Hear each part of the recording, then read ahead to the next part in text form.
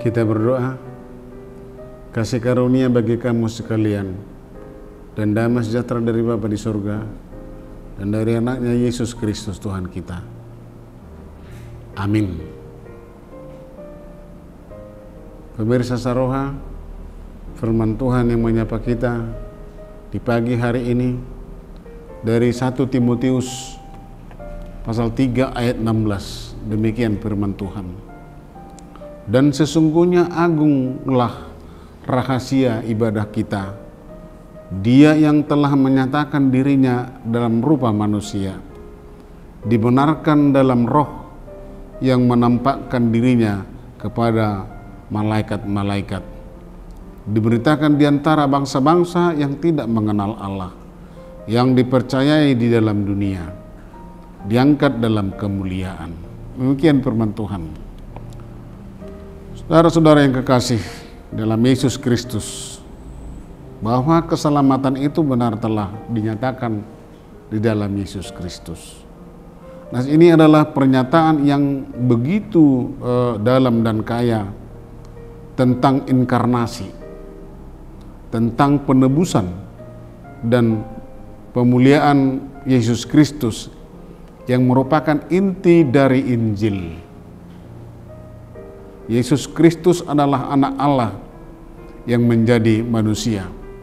Dalam Kristus Allah yang kekal dan maha kuasa memilih untuk menyatakan dirinya dalam rupa manusia. Inkarnasi tadi. Ini adalah misteri besar yang menunjukkan bahwa Allah rela merendahkan dirinya untuk datang ke dunia ini sebagai manusia untuk menyelamatkan umat manusia dari dosa dan kegelapan. Roh Kudus menguatkan dan menyatakan bahwa Yesus adalah anak Allah yang dipilih untuk pekerjaan keselamatan. Pembenaran ini terlihat secara jelas dalam kebangkitannya yang menunjukkan kemenangan atas dosa dan maut. Jadi intinya adalah sekalipun dia menderita, sekalipun dia mengalami kematian, tetapi dia bangkit. Dan disitulah di kebangkitannya dia naik ke surga, itulah inti dari kemenangan.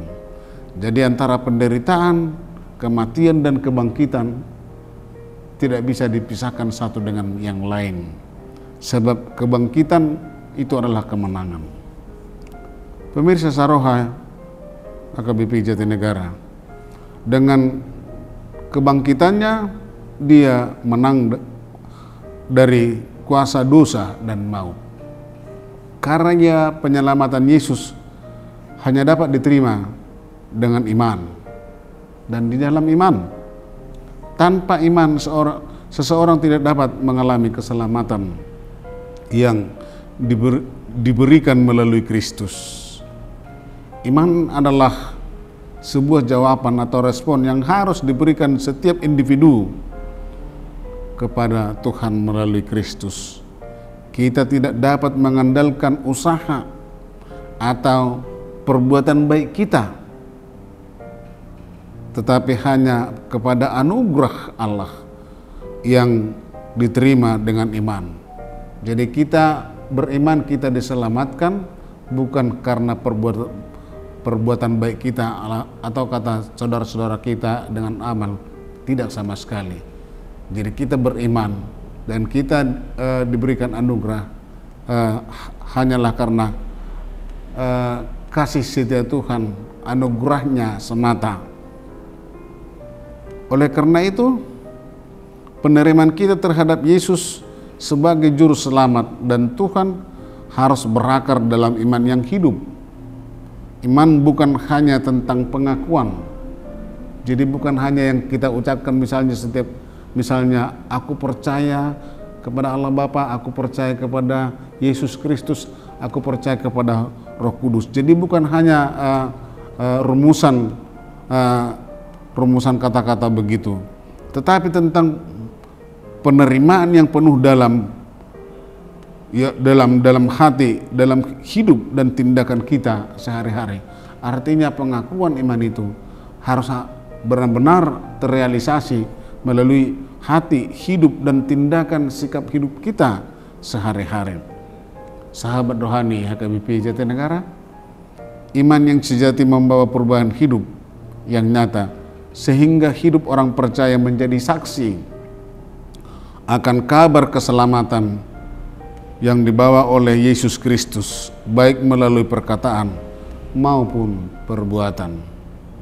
Setiap orang percaya dipanggil untuk menjadi saksi Kristus dan terpanggil untuk menjadi saksi Kristus dimanapun berada, apapun posisi dan kedudukannya, karena keselamatan dalam Yesus Kristus bukan hanya untuk satu kelompok atau satu suku bangsa, tetapi untuk semua orang.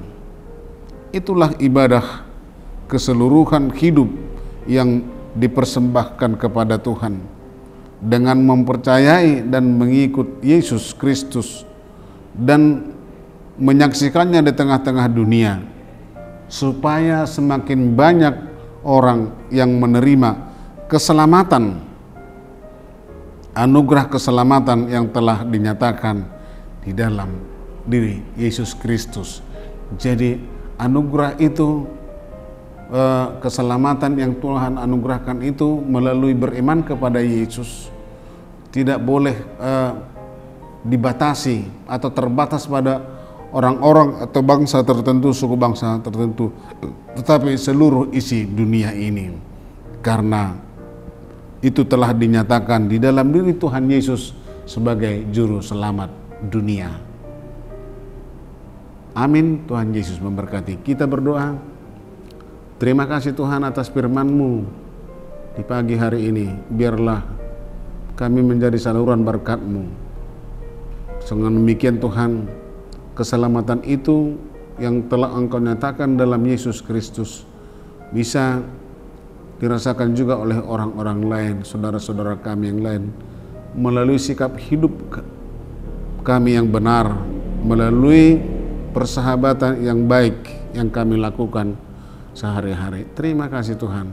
Berkati Tuhan seluruh jemaat-Mu yang mendengarkan firman-Mu di pagi hari ini. Kuatkan mereka dalam menghadapi segala tantangan hidup yang dihadapinya. Terima kasih Tuhan. Amin.